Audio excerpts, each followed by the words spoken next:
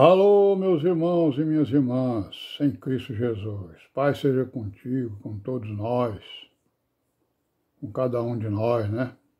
Paz, graça e misericórdia.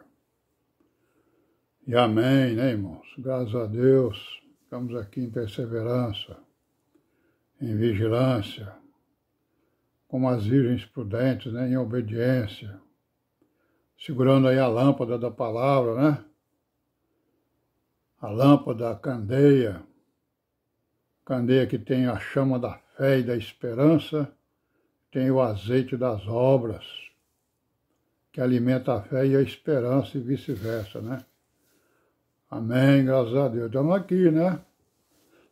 Nas veredas dessas virgens prudentes, aguardando, né? Sermos incluídos no número dessas virgens prudentes, que vão ser arrebatadas, né? Pelo esposo, pelo Senhor Jesus, naquele grande dia do arrebatamento da igreja. Amém, graças a Deus, né, irmãos? Sim, então, vou mais uma vez dizer que domingo que vem é o segundo domingo do mês de abril. Vamos ter lá o nosso ajuntamento lá na Caracozinha, na escola Zé Milton, né? E a partir de 8 horas estaremos lá, se Deus quiser, né? Os irmãos, não vamos nos esquecer, né? Vamos lá, né? Pelo menos ver as nossas caras, né? As nossas faces. Conversarmos, né? Sobre a salvação, sobre as obras, né, irmãos? Sobre o Evangelho, nossas preocupações, né? E amém, graças a Deus. Sim, irmão, então nós estamos vendo aqui, voltamos aqui para as heresias, estamos fazendo um resumo delas, né? Para a gente continuar aí com a história da igreja, né? Então, estamos fazendo esse resumo, né? Dessas heresias. E quando a gente classifica essas heresias, a gente vai ver que elas são, na verdade, são perversões do Evangelho, né? As heresias são perversões. E aí as primeiras perversões do Evangelho são as perversões judaicas, né? Principalmente dos judeus cristãos, né? Aqueles que disseram que creram, né? Mas não se submeteram aos ensinamentos apostólicos. E nós vemos exatamente ali a sua situação no capítulo 15 de Atos dos Apóstolos. Ali foi a origem de todas essas religiões aí que falam em nome de Jesus e que tem ali tem no Velho Testamento os seus ensinos, né? Todas as religiões aí, dízimo, templo, né? Sacerdote, e vai por aí afora. Então as perversões, quais foram as perversões judaicas, né? Do Evangelho? Nós já vimos isso aqui, só estamos fazendo um resumo. Uma delas são os nazarenos, né? Um grupo de judeus, né? Que veio lá dos nazarenos e trouxeram lá suas ideias para dentro da igreja. O que eles diziam? Eles aceitavam somente o Evangelho de Mateus, né? Reconheciam o apostolado de Paulo, criam na divindade de Jesus e o seu nascimento virginal, né? Obedecem à lei de Moisés e não exigiam dos gentios, certo? Eles obedeciam, né? Ou obedecem até hoje e não exigem dos gentios cumprimento da lei de Moisés. Então isso aí são os nazarenos. Aí outros são os ebionitas, né? Os ebionitas, o que eles pregavam? O entendimento deles era o quê? Eles se opunham ao ministério de Paulo, eram da seita dos fariseus, né? Exigiam a circuncisão, o cumprimento da lei de Moisés para os gentios, negavam e negam a divindade de Jesus. Jesus era um homem comum, né?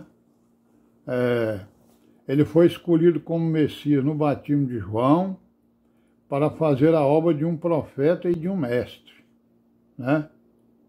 Então isso aí é o que os ebionitas acreditam, né? Aí outro grupo são os elquezaitas, né? A ideia deles era o quê? Jesus foi um homem comum, dotado de um espírito, o quê? Superior, ou um anjo, né? O mais elevado arcanjo. Olha aí. Jesus era a encarnação do Adão ideal, né? Eles guardavam a circuncisão e o sábado, faziam repetidas lavagens que tinham poderes mágicos, né? De purificação, praticavam a mágica e a astrologia, tá vendo aí? Defendiam o ascetismo. O que é isso, o ascetismo? Pessoa se isolar, né, do mundo e ficar aí morando no deserto, numa casa, enfim. Então essas aí são as principais perversões judaicas, né? Os cristãos que vinham para a igreja disseram que tinham crido, e a gente tem uma amostra deles, ou a origem deles, ali em capítulo 15 de Atos dos Apóstolos.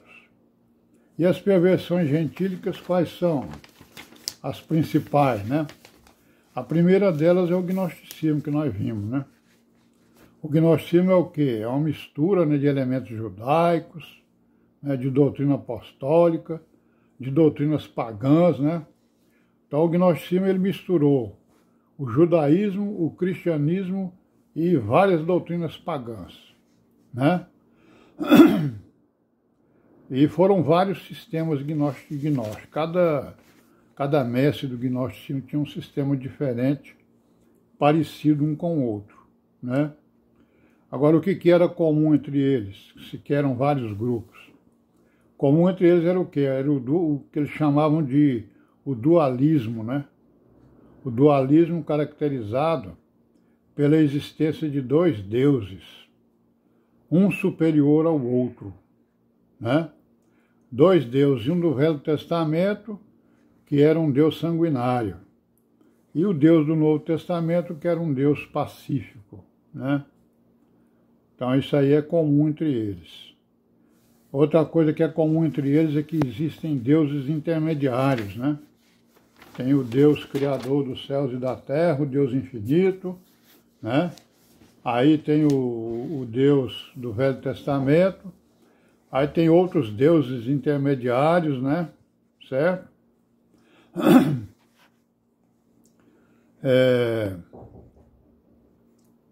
Aí um outro ponto comum entre os gnosticistas é que existe um Deus do bem, nós já vimos isso aqui, eu repeti, né?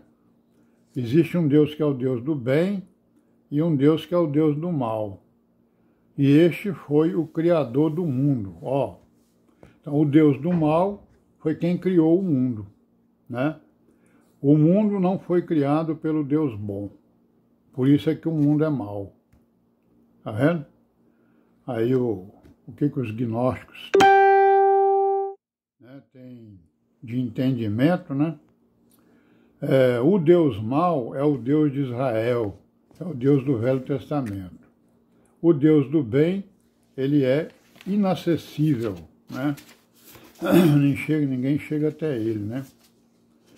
A matéria foi criada pelo Deus do mal, por isso que ela é má, né? Por isso que tem nela a maldade, né? O espírito do homem, ou a alma do homem, está presa na matéria e precisa se libertar, né? Quer dizer, ouvir o galo cantar, mas não sabe aonde, né? Porque o espírito está preso pelo pecado, né? Não é pela matéria. E ele precisa se libertar desse pecado, é verdade.